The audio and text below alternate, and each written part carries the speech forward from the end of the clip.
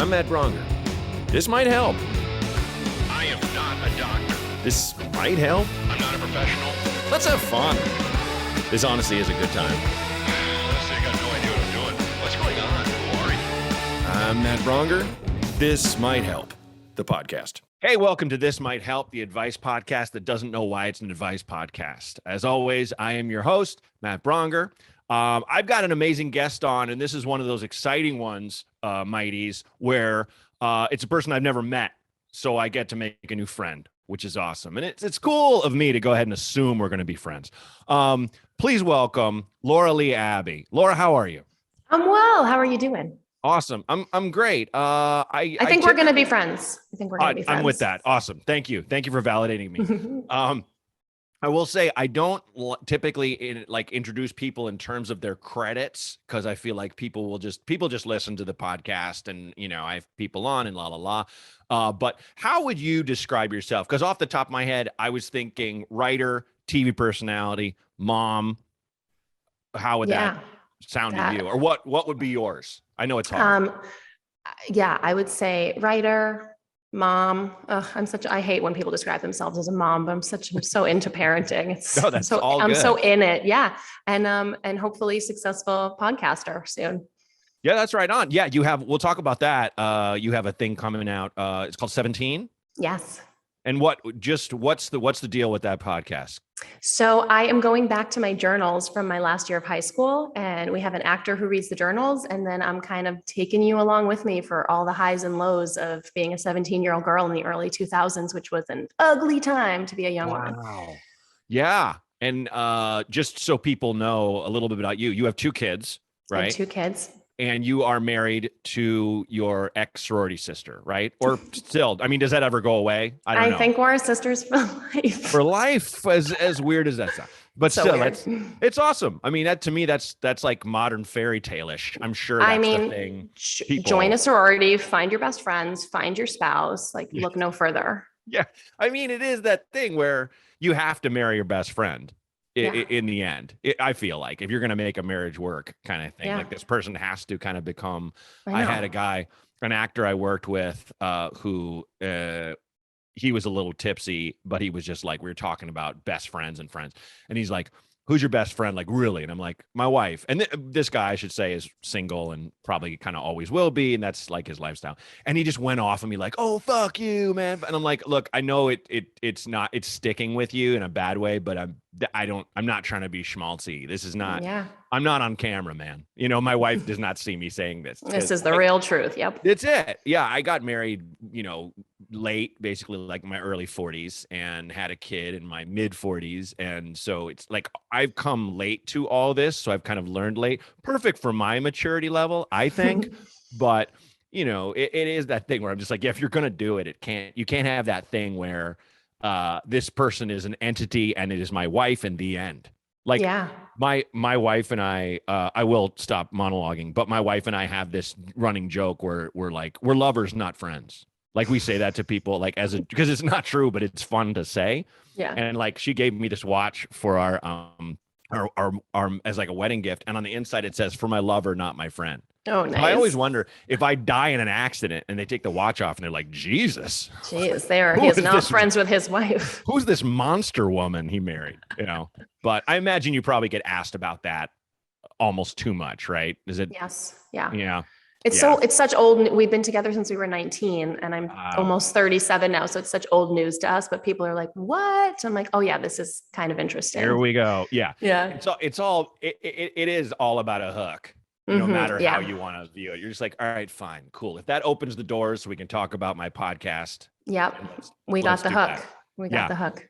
I have to ask, you are in, for people watching, because this will be on YouTube too. You are it's your fitness studio? It's my fitness studio. I just taught a class. That's why I have this hat on. I'm a sweaty lady. Amazing. Yeah. I love it. No, because I just did spin. I just did Peloton. I did a boot camp class. Nice. So that's I get asked a lot. I had my old friend who I started comedy with, Kyle Kinane, on last 2 episodes, and he was talking about how did you get fit? Because when I knew him, when we lived together in LA during my scumbag period, I was probably 240. I'm 200 now. Yeah. And I get asked how did I get more in shape, and it's literally classes. If I didn't have Yes. classes, I would never like have the discipline kind of thing. I feel the same. Yeah. And I actually see a lot more guys now on the spin bikes. I feel like it used to just be like such a female thing. And I'm like, guys, like this is a good, fun workout. And it's hard. Yeah. Yeah. I tell people all the time, it's like who I used to see randomly he's a friend who I just see randomly, especially because now he's like the biggest things in sliced bread and comedy, but Bert Kreischer like loves spin class, like loves it. And he probably only does it to sweat out the beer. But hey, like whatever works, you know, whatever blows your skirt up, as I like to say. It is what it is. So when does the podcast roll out? The podcast comes out on February 7th. We're going to drop the first 2 episodes that day. And then you get a new episode every week for a total of 8 episodes. That's awesome. I love the idea. That really sounds fantastic. How did you choose the actor to read? I didn't. The production company did, and they would send me clips, and it's so hard because it's playing you. So I would listen to these girls, and I was like, I really can't be a part of this. You guys just have to choose.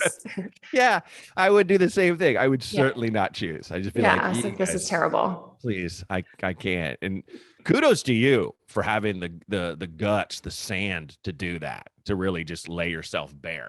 Yeah, it's one of those things you say yes to, and then as you're doing it, you're like, oh, am I allowed to say? Yeah, curse you're like, oh fuck, like this is gonna go out into the world, and I just really laid it all out there.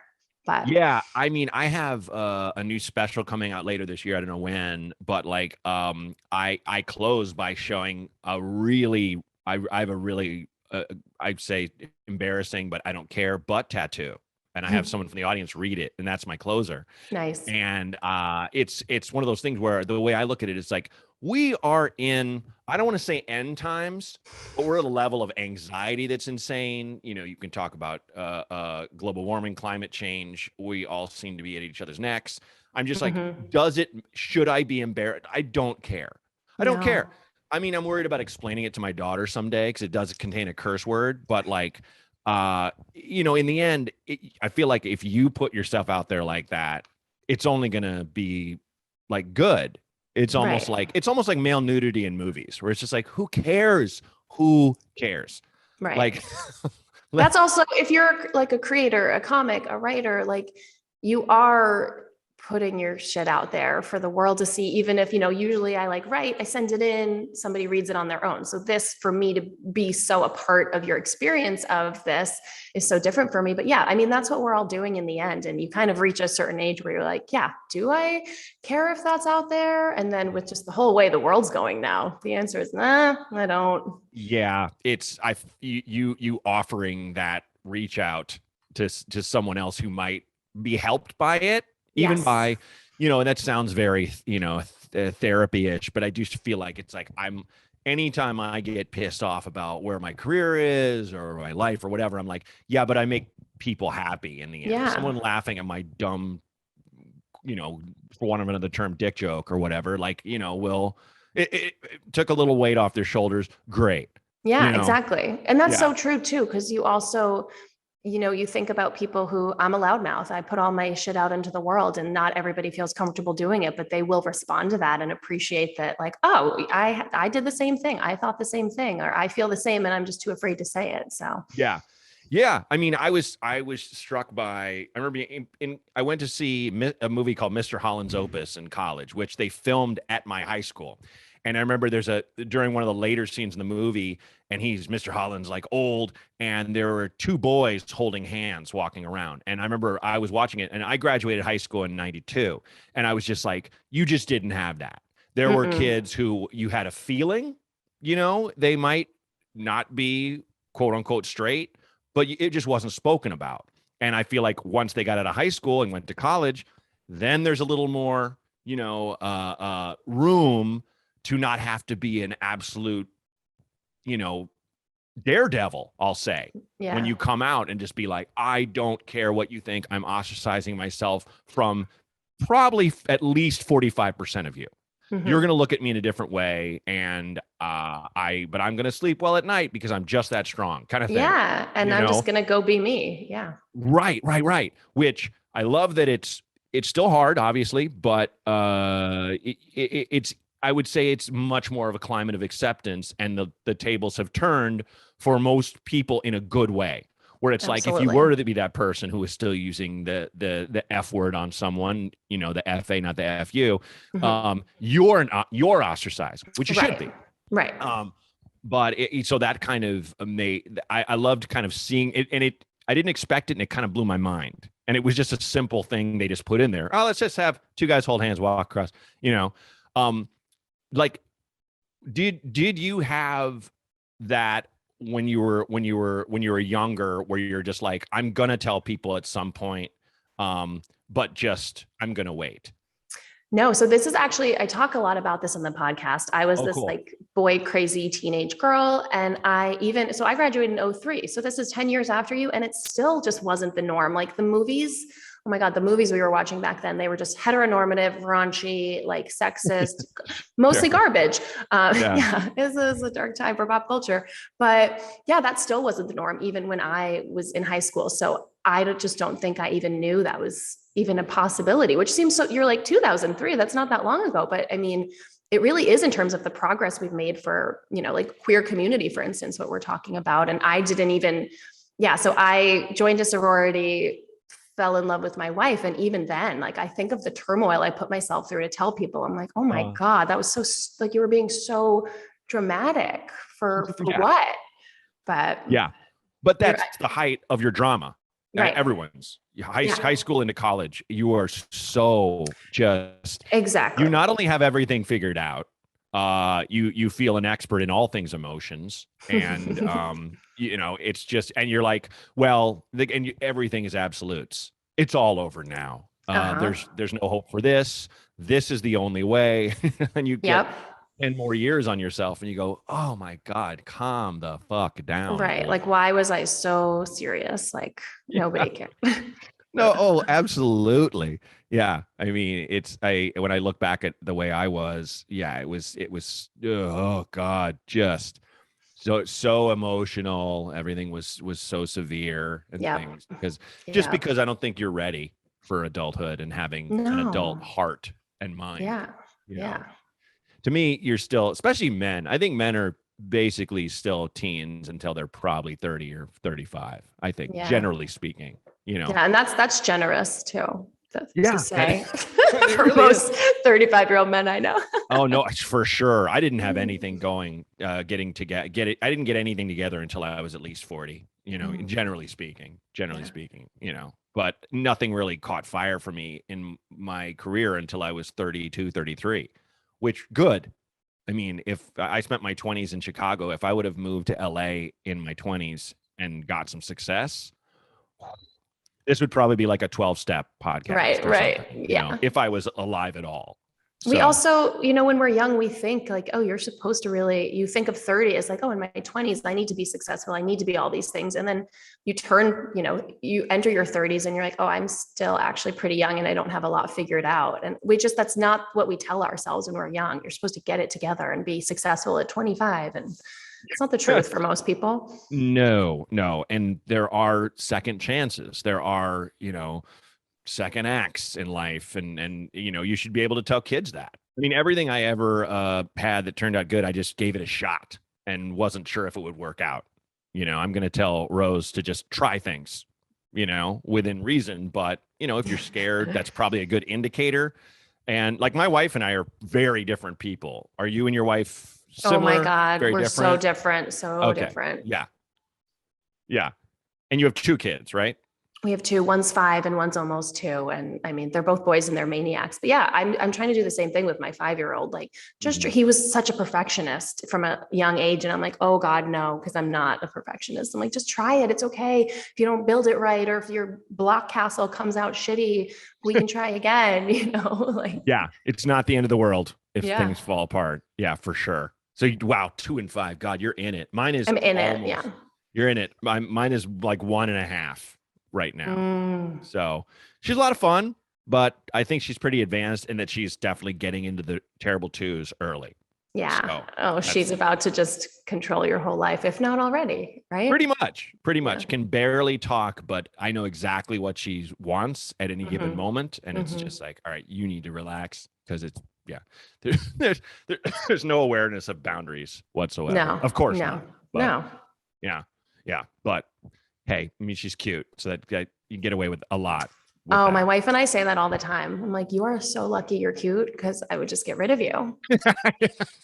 Like thank God they're cute. That's the reason they're cute is because they're just Mhm. mania. My kids are savages and they're Yeah. just get me this, Yeah. do this. I'm going to throw a tantrum for no reason. I'm like, do I not look exhausted to you? Like, Yeah. Please just ease up.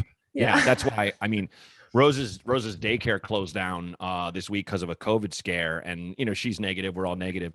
But I've been on daddy duty. I was on daddy duty, daycare duty all last week. And then now this week, too. So today we have a sitter. And I'm just like, oh my God.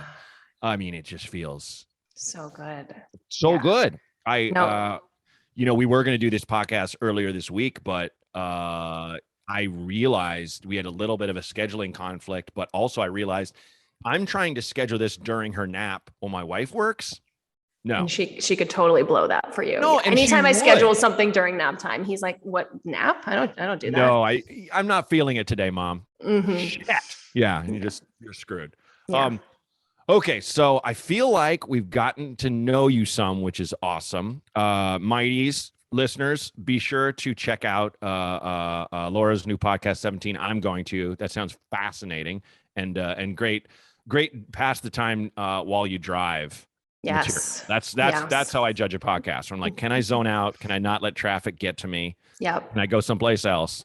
I love that. I love art that lets me see things through someone else's eyes, especially in a different time, which is Yes. cool. Yeah. So well, let's go to the calls. But before we do, I always ask guests, do you get asked for advice? I Laura? do. Yeah. Okay. I feel like right now, not so much because it's just me and all my other friends complaining about being parents during COVID. But Sure. I feel like I've always been a pretty good advice giver. Like I'll still have friends who'd be like, "Oh yeah, I remember you once told me that thing, and I think about it all the time." And I'm like, "Me? What? Do you listen to my advice?" Nice. For myself, not so much. But yes, I think other people ask me for advice. Okay.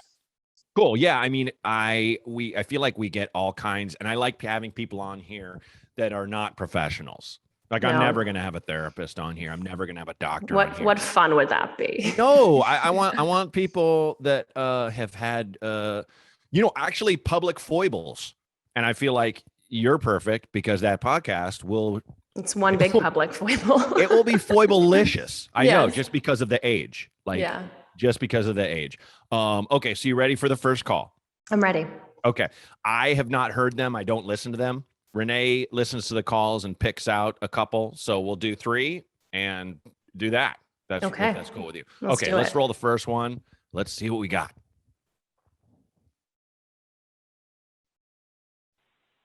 Hello. Thank you for having this podcast. I've been a fan of yours for years. I've used the terms Donnybrook and Wildcatting in conversation, so thank you for introducing me to those terms. So I just have Sure. a request for advice, if I might. I just turned 40, and I guess it's because I'm, halfway through my shit now. I'm having a midlife crisis, I guess. So I've worked this office job for almost 10 years now, and I'm really, really good at it, if I might say so. But I hate it. It sucks. So what I was thinking about doing was going to law school. I think I'd be really good at it. And my parents and my sister and my college friends, my high school friends, even some of my coworkers now think it's a great idea. They think I'd be good at it too. There's only one person who thinks it would be a bad idea, and that is my wife. Yes. Now I know a lot of people are probably Oh. listening right now thinking that, oh, your wife doesn't like the idea. Well, fuck her. Get rid of her. But here's the thing about my wife. She's my person. I can't live Oh, without her. So I want her to be on board with this. But she's not. She thinks it might be a little too expensive. So what do I do? It's like I think I'd be really good at law school, but I can't do this without her. Love to hear what you think. Thanks. ooh, It's a Dude, big thanks for the one. kind words. I'm going to throw this to Laura to start, but let me just say, you're confusing my audience with much more toxic podcasts. Like, no, there might be one or two dudes, and I will say this: this is one of my biggest pet peeves now. If I post something about Rose online, there will inevitably be a dude who's like, or about how fatherhood has changed my life in a positive way. There will be a guy who'll be like, I just can't imagine bringing a kid into the world when things are going the way they're going. It's like, yeah, but you don't have the option, Dave. You live in your mom's basement. Like, what?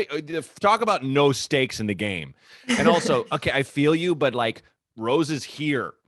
What am I supposed to do now? Shut Can't up. undo that one.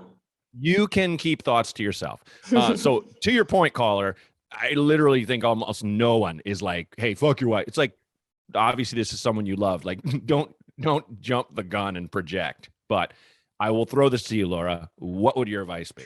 Oh, okay. There's so many layers to this. And I want to give like two different kinds of advice here. But I mean, of course, it's your wife because you want stability in your lives, right? Like that's kind of where my wife and I are now. It's like we have two small children. All we want is stability. If that means a boring job that pays the bills, as I say this, as I'm like a creator, I'm not the one stuck doing that. But yeah, I feel like so many people I know, they're all like, yeah, my husband's been doing this now for 10, 15 years. And he's like, should I open a brewery? And I'm like, no. Do you make good money? Do you go on vacations? Do you pay your mortgage on time? That's like an awesome thing to be able to do. So there's one side of me that's like, nope, just do this boring office job that you're really good at, that is paying the bills. And that's maybe where your wife is coming in. But, as someone who has just been chasing my creative dreams and, had the privilege of chasing my creative dreams because my wife's been supporting me most of our adult lives, it's hard to tell someone not to go for something that they believe in and that they think they would excel at. So I don't know. It might just be time to really like get your wife on board. How do we get wife on board? Maybe there's night school. Maybe you keep your job until you get that degree. Just find options that it's not just like, I quit my job and I went to law school, because that's kind of intense, right? To just. Yeah. Yeah. I had the same thought. Night school, sit down with your wife and just talk about how it's your dream, and it's going to really burn if you don't go for it. As anybody who is older than 35 or 40 knows, it really hurts to have not been able to try a thing. And, that's neither here nor there with a lot of us, but I think it's very true in this caller's case, where it is this thing where that feeling's not going to go away. And the fact that you said you hate your job, so strong. Yeah. Your job is so much of your time. I'm not saying quit it. I'm 100% with Laura's point about night school as a compromise, where you're piling stuff on yourself and you're not going to have as much time for your wife, but in the end you're building a better life for the two of you, because you're going to be much more emotionally and mentally happy. Right. I mean, you didn't say my job annoys me. You said you hate it. Yeah. And it's kind of like, you can't take that back. So That is, your job is Um, so much of your adult life. So if it's, mhm. yeah, if it would be different if it's like, yeah, I like it, but like I could be a good lawyer. But yeah, you're right. You're right that this word hate, Yeah. like that's a big deal to spend every day doing something you hate when there's something out there that you're like, I'm really interested in this. Yeah, that's fascinating. And that's to say, like, no one is just like, maybe I'll try lawyering. Like, it is the hardest, test to pass. Obviously, that's this guy's passion. Like, Mhm. he's really into the idea of it. And that's who I think should be a lawyer, not someone who's like, did you hear how much that dude makes? You're like, like, boo. So, Yeah. okay, well, I think we're both on board with that one. Hope that helps, caller. And yeah, if anyone is angry at this guy's wife, don't be. To Laura's point, it is a thing where keeping the level of lifestyle in terms of just paying the bills on time and rent and all that stuff. It's a scary idea to be like, at least half the income is going to go away while I spend even more of our income to go to this Right. school. So I get where the wife's coming from. I think it's just communication. You guys just have to talk. So, Yep. okay. So, caller number 2. Solved that one. Did it. Boom. Hey, Matt. I'm trying to figure out a way to tell the girl I'm seeing that she's got some mustache hair that I do not particularly appreciate. If there's a good way to tell her that, please let me know. Thanks, man. Oh, wow. Mm. Okay. That was, I mean, caller, you got right to the point. Yep. Right to the point. You didn't dance around it. You know what? I usually we take turns taking the first punch or at this thing, but I'm going to throw this to you again, Laura. I mean, Really? Okay. Well, I'm actually, I yes. have a wife, so it's a totally different playing field. You know, this might be a good one for you to answer because my wife and I are very much, I would just be like, yo, you got to shave your stash, you know, and we just point shit out on each other all the time. I don't know if it's a nice way to be, but a guy telling a female that might be there might be some nuance there that you might be able to help with. Well, look, I come from the land of the non-shaven female leg. I grew up in Portland. So, there is, it's that thing where some people just don't see the point, especially because like the grooming level that society expects of women is beyond. I'm 47. I started moisturizing 2 years ago. So there you go. But like so it's like that's extreme case where your lady is like, I dig this thing. But here's my question. Does she say bleach that hair? Is that thing where she's kind of like, I don't like it, but I don't really do much about it kind of thing? My only real advice is like, don't come at it from a joking thing. Don't try to neg her and be like, hey, what's up with you having more of a mustache than me? You want another drink or whatever?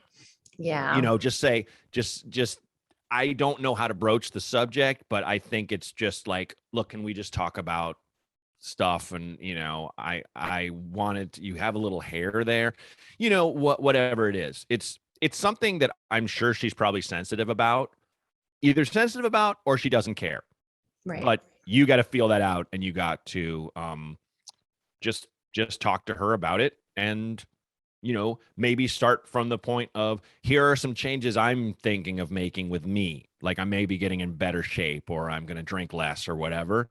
And then kind of maybe work your way to that rather than here's how you should change for our relationship, There's something you can do to improve my experience. Right. Yes. Don't go 1950s traditionalist on her. Don't be the guy not helping in the birthing room and just drinking scotch in the waiting area. I want to be that guy. Yeah. You and your wife should be that guy. I think it's earned, I know. I agree. Yeah. The thing too about a mustache is it's an easy fix. It's not like you're bringing up something that, it sucks when someone points out something to you that you're like, I have zero power over this part of me. Right. So but also as a female, I don't know if there's a way that it seems impossible that she doesn't know it. Like, that's my question. And that's my biggest problem with this show is sometimes it's like people don't give all the information, and that's fair. I get it. You're going to leave something out for brevity's sake, but we're both sitting here going, wait, she has no idea that Does she not have a mirror? Yeah, seriously. And, I've had my ears waxed. I've had my nose hair waxed. And honestly, it doesn't hurt. It's a quick pull and it's done. I think, that's the chest hair scene in 40-Year-Old Virgin has scarred us men to think that it's absolute hell. And parts of your body it is. Yeah. But, well, like a vagina, that's what women have to go through. Right. Yes. Yeah. The old Brazilian. Brazilian. Yeah. I hear that is not fun. Yeah. It's not. It's really not. But, you could, I don't know. This is probably a stupid idea. You could just get her a nice gift card to like a fancy waxing spot for Valentine's Day is coming up. What's more romantic than waxing? Call her. If you live in LA, there's a place called Stark. It's right there on Sunset. That's where I've gone. And actually I'm thinking about it. I should go back pretty soon. Not that get those ears done. But yeah, get my ear. It's like, you pass 40, it becomes a forest as a man. So, okay. Hope that helps. And way to get to the point. That was just like right away. Hey, my Yeah. lady has a mustache. I don't like it. Go. Okay. So let's go to caller number 3. Hey, Matt. This is Stacy from Gainesville, Florida. I just moved to a new townhouse, and I can't decide if I should make friends with my neighbors this time. I move a lot. I was an Air Force brat for my entire childhood, so I'm used to moving around and making friends with people. I'm usually really gregarious. I love people, but I'm also a single mom with young kids, so I don't have a lot of opportunities to mingle with adults except for other parents on play dates. And you know that's a crapshoot as far as personality. I'm told I can be a little too enthusiastic and overwhelm people with my relentless positivity. I usually get really close to my neighbors if they're open to it, and that's been good and bad. It's great to have plenty of people keeping an eye out for all the kids, and someone willing to help me sometimes, and it's even better if someone needs help from me. I live for that shit. I'm also always eager for grown-up conversation, but it's not awesome to get dragged into weird marriage drama, and for some reason, I'm like catnip to married men. Ugh. Gotten to the point where I don't even make eye contact with married dudes or use their name. But they don't seem to care Wow. if their attention is wanted or not, and when you live close together, it gets real awkward.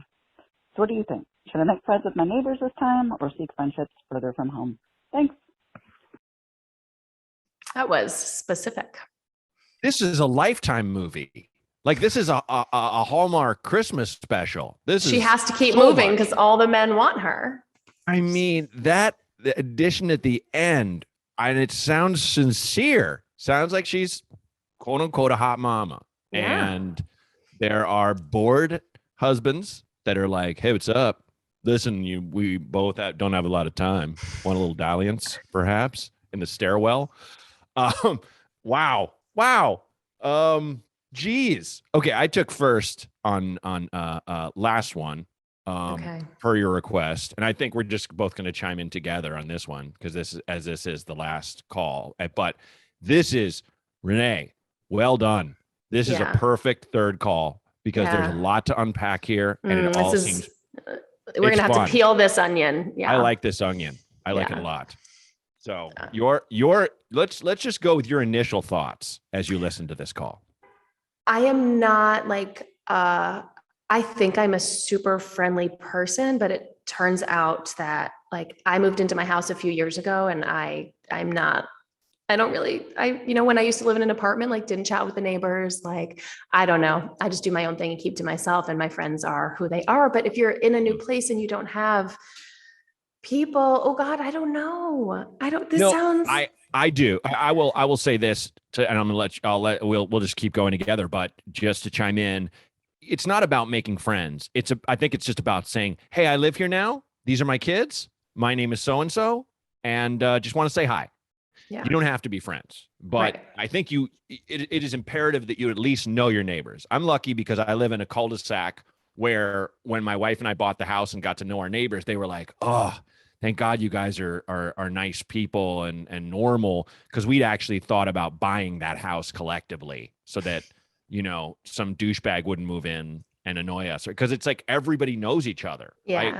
My neighbor Crystal yesterday texted all of us and was like, hey, I have too many lemons from my tree. Anyone want lemons? And so we all came over one by one and grabbed a bag of lemons. So I was thinking that's an ideal situation. But I think yeah, you're just living the for the neighbor sake- dream. yes, just for the sake of emergency, where God forbid one of your kids is hurt or whatever, I have to take this kid to the hospital. Can you watch my other kid? Mhm. Where it's like if one of my neighbors said that, I'd be like, yeah, bring him over. Right. Even if I wasn't tight with them, I'd be like, absolutely, I'm your neighbor. That's what neighbors do. So you just Yes. need just a high. You don't need to bring brownies, but yeah. Right. So Well, they but should I be will let bringing you- her brownies, right? Yeah. She just moved in.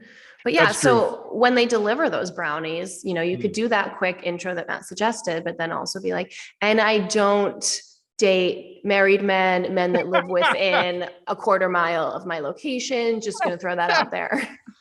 I mean, you get a laugh, even if you're sincere. That'd be such an incredible thing to Right. just. I'm a touring comic, and when I'm by myself in hotels, I always think of the weirdest thing I could possibly do. And one of my old things, the stuff that you think of that you'll never share, that you just laugh to yourself because you're bored and and free time is rampant. I was like, what if I just roamed the halls wearing a robe with 2 glasses of wine, just knocking on doors and being like, hi, like, what the fuck? What are you doing? Get away, get out of here. You know, just to see the look on someone's face, When they the open the assumption door. I'm going to have wine with you. Mm. But yeah, I think if she was just like, I don't like, if she's like, I don't date husbands, just so not to worry. Yep. I think most people wouldn't get it. So that's Nope. a little strong, but I mean, the fact that you said that is hilarious. But yeah, I mean, you want to be, my neighbors are all like over 80. And they're great. And we That's chat. And one of them, she brings flowers. She takes my 5-year-old over to pick flowers from her garden. And like, that's it. Amazing. You know, I don't need to be best friends with the 80-year-olds. So, but yeah, Right. you want to be neighborly and you want to be nice. And if it turns out that you have neighbors, you know, like in your situation, if it turns out that you have neighbors that you're like, oh, I think we could actually be friends, then maybe you start to get a little friendlier and Yeah. feel it out, suss it out, right? Suss it out. Yeah. And I mean, when Rose turned 1, I had a kind of we had like an outdoor barbecue and we invited some neighbors, and, you know, one set of neighbors came over and some didn't. And it's like, that's fine. We're not going to go on vacations together. Right. Because we are next door and across the street, there's always going to be a natural boundary that I think all of us want. You know, Mhm. I mean, we have a group text. One person, I will say, sometimes does send a little too many. Here's a funny thing I saw, but at the same time, I don't care. Yeah. You Well, know, there's it's always that fine. one person. But it's always, but, you know, I'm not gonna, you know, I did like, because there is one person that's a little paranoid about, you know, strangers on the block and stuff. And there was a dude he was sitting on a fire hydrant in a leather jacket, smoking a cigarette next to his motorcycle. And this person was like, I think he's looking for like houses to rob. And I'm like, what? Is the most obvious bad boy I've ever. You mean he's trying to get arrested? Like, he's obvious, and he was waiting for another neighbor who, Yeah. you know, kind of thing. But I just thought that was so funny, just because he was smoking and had a bike next to him. I was like, are you kidding? So Yeah. it is its own unintentional comedy for sure. But yeah. okay, we covered the reach out and talk to your neighbors. Yes. You dipped a toe in. I think we got to talk about what is the history with her. Yeah. and I the would husband. I would like some more info there. Yes. I mean, we call her. I will say, please call back and please explain why that's a Mhm. thing. But since we don't have that, let's go ahead and pontificate.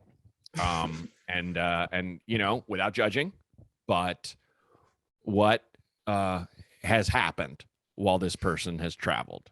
Because in my mind, I think she has gotten unwanted attention because, as you know, and I do, guys think they're slick, but they're not. Correct. So I think she certainly had some guy who was dropping mega hints and in inviting his family over to her place or something, and maybe being like, oh, my wife couldn't make it, but I brought some nice champagne, whatever. This thing, well, you know, because it's almost like, I've said this on the show before, but I always lament the fact that I can go to a bar alone and never be bothered. Right. Women can't. They really can't. And I'm sure there are men listening to this right now going, sure they can. A couple can't. Nah, they will be No. hassled. There will be a guy who's like, are you waiting for someone? She's like, no. Guy's like, great, I'll sit here. And it's like, no, I just want to have a drink by myself, Yeah. like an adult human being, you know? And that is one of the last oases left for us as humans, just to have a quiet, doesn't have to be alcohol, but just to have a quiet cup of something and not talk to a living soul. So women- good. I would love that right now. It's so good. But women, I mean, if I owned a bar, I would put a sign up that says, maybe she wants to be left alone, respected. You know? Put that on your posters. Yeah. And only give that one to men. Yeah. We're out of this one. We're out of the dickhead one. So it's like, I feel like she probably, being a single woman, you know, has been a bit of a target in some of Yeah. these apartment buildings, kind of thing. Definitely. You know, but I want to know. What are your thoughts?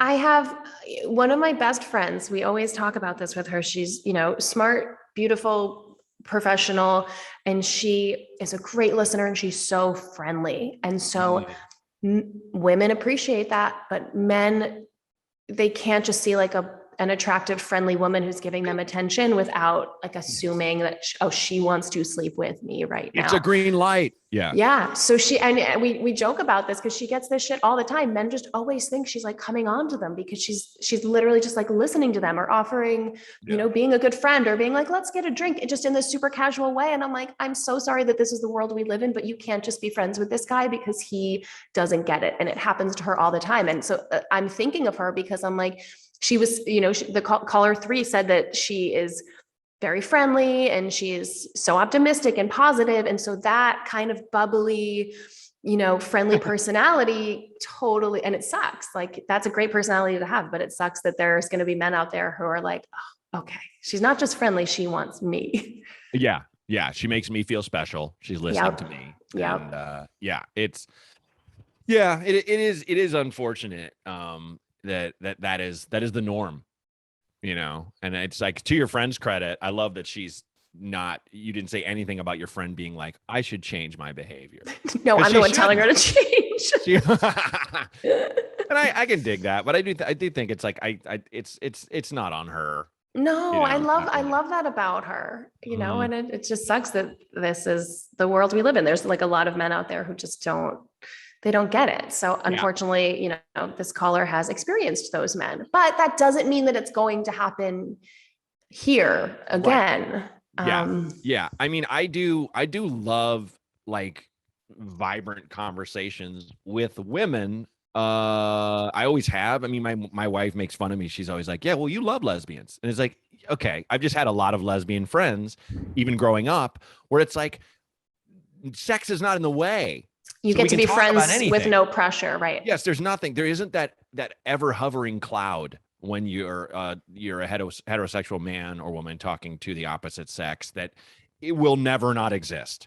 Mm-hmm. Even as a friend, it'll always exist. It's one of those things. Absolutely. Even if it's a distant, impossibility, it's just that thing that's just around, Yep. And it's with lesbians, it's gone.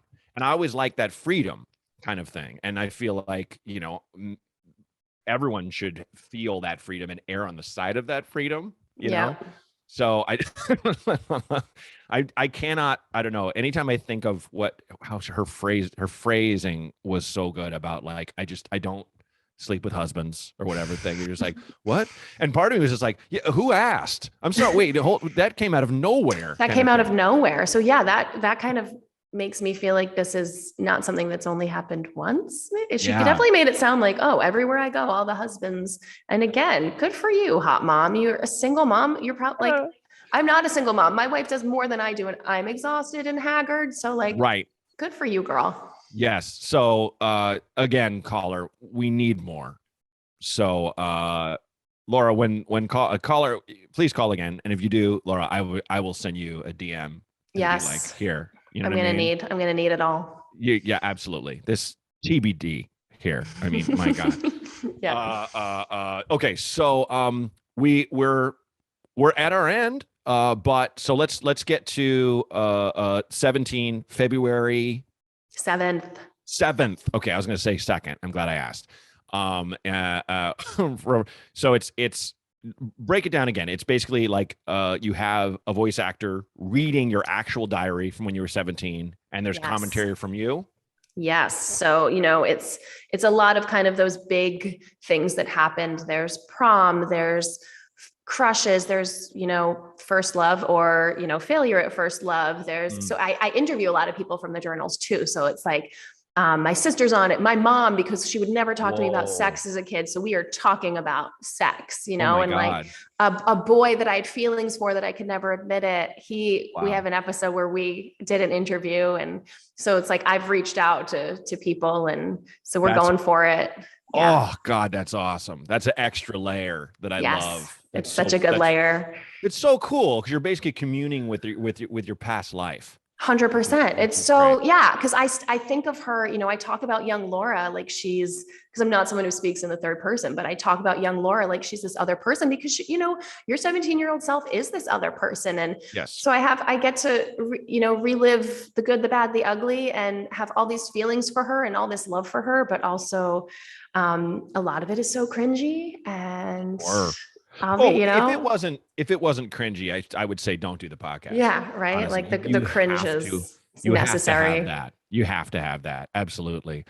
Is there anything else you would like to plug before we wrap No. up? I'm going full throttle with 17. So Great. please listen, Awesome. review, tell all your friends, and hopefully we'll go from there. Okay, great. Well, I am going to reach out, just you and me, to find out where your fitness studio is. Okay. But Laura, thank you so much for coming on the show. This was a blast. Thank you for having me. This was so fun. Okay, good. As long as you had a good time, Great time. you were a perfect guest. Thank you so much. Thank you. That was a blast. Oh my God, those calls were incredible. Thank you so much. As always, if anything's on your mind, you should call in too. Yes, you. The number is 323-763-0228. Again, 323-763-0228. And thanks. This Might Help with Matt Braunger was created and hosted by me, Matt Braunger. Produced by Outer Circle Media. Executive producers Matt Kleinschmidt and Robert Kelly for the Laugh Button Podcasts.